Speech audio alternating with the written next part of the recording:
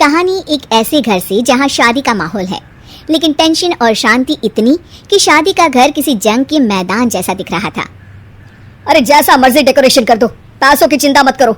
इतना पैसा जब लड़के वालों को दे दिया तो फूल वालों को देने में मुझे क्या दिक्कत है? अरे धीरे बोलो ना, साफ लग रहा है कि फ्रस्ट्रेटेड हो।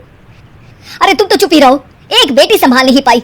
सारा दिन मैं काम पर जाता था, सोचता था घर पर बच्चों को अच्छे से संस्कार मिल रहे होंगे, लेकिन नहीं, मैडम को तो अपनी किटी और फैशन से फुर्सत मिले तब ना। माँ चुपचाप वहां से चली जाती है। समझ में नहीं आता कि आखिर शर्मा खानदान में हो क्या रहा है। कल तक चिड़िया सी फुदकने वाली शीना की शादी यूं अचानक एक मोटे काले लड़के से क्यों हो रही है। शीना कमरे में हाथ में गुड़िया लिए बोलती है, मेरे साथ जो हो रहा है ठीक हो रहा है। तुम तो सब जानती हो, साहिल मेरे लिए भगवान है। अब जब वो ही नहीं मिला तो फिर कोई भी हो, जिंदगी ही तो जीनी है, जी लेंगे। बाहर शीना की बुआ किसी से बात करती है।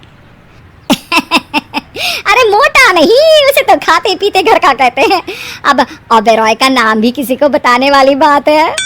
उनका इकलौता लड़का तो करोड़ों की स्वामी तो है ही। अरे हमारी शीना बिटिया तो रानी बनेगी, रानी।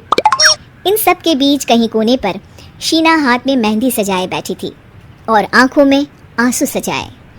और वो समय भी आ जाता है जब शीना मंडप के नीचे हाथ में वरमाला लिए खड़ी होती है, लेकिन तभी अफरा तफरी मच जाती है।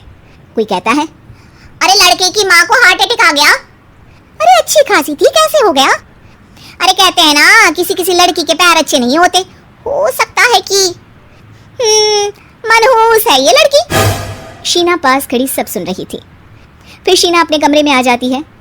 शादी ये कहकर नहीं होती कि लड़की मनहूस है। अब लगातार शीना के लिए लड़के देखने आते, लेकिन आस पड़ोस या किसी के कहने पर शादी हर बार टूट जाती। लेकिन एक दिन, अंकल, मैं काफ़ी दिनों से आपसे मिलने की कोशिश कर रहा था, लेकिन हिम्मत नहीं हो पा रही थी। अरे बेटा, हिम्मत तो हमारी टूटी पड़ी है। वैसे कौन हो तुम? अब मेरा नाम साहिल है अंकल। मैं शीना से प्यार करता हूँ और उसी से शादी करना चाहता हूँ।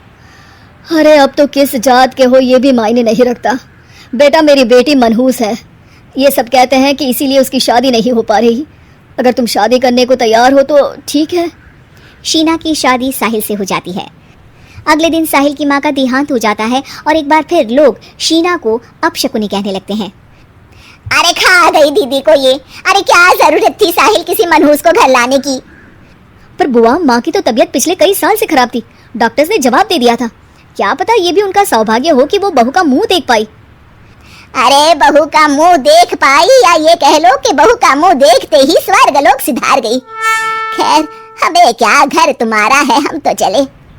अब शीना को खुद पर ही शक होने लगता है कि कहीं सच में वो अपशकुनी तो नहीं। साहिल, हम दोनों की शादी नहीं हुई होती तो अच्छा था। देखो ना, कैसे पहले मेरी शादी टूटती थी और अब तुम्हारी माँ भी।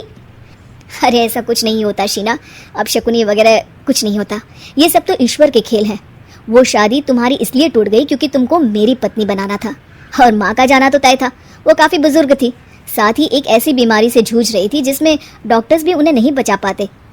शीना साहिल की बात सुनकर तसल्ली कर लेती है और वहाँ से चली जाती है। अगले दिन, शीना, अरे ओ शीना। क्या हुआ? उफ, कहीं फिर मेरी वजह से कोई नुकसान? अरे नहीं नहीं शीना, तुम जानती हो जिस प्रॉपर्टी के केस को हम बरसों से लड़ रहे थे उस पर फैसला आ गया, वो भी हमारे हक में। अब हम करोड़पति हो गए शीना। शीना शांत रहती है। अरे क्या हुआ? करोड़ पत्नी बनकर तुमको खुशी नहीं हुई?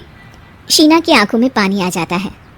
चलिए जी, कुछ तो अच्छा हुआ मेरी जिंदगी में आकर आपके साथ। साहिल शीना को गले लगाकर कहता है, मेरी नई नौकरी भी तुम्हारे ही आने से लगी। ये प्रॉपर्टी का केस जीता, सब कुछ तो तुम्हारे आने के बाद ही हुआ। फिर तुम मनहूस कैसे? ये सुनकर शीना खुश हो जाती है।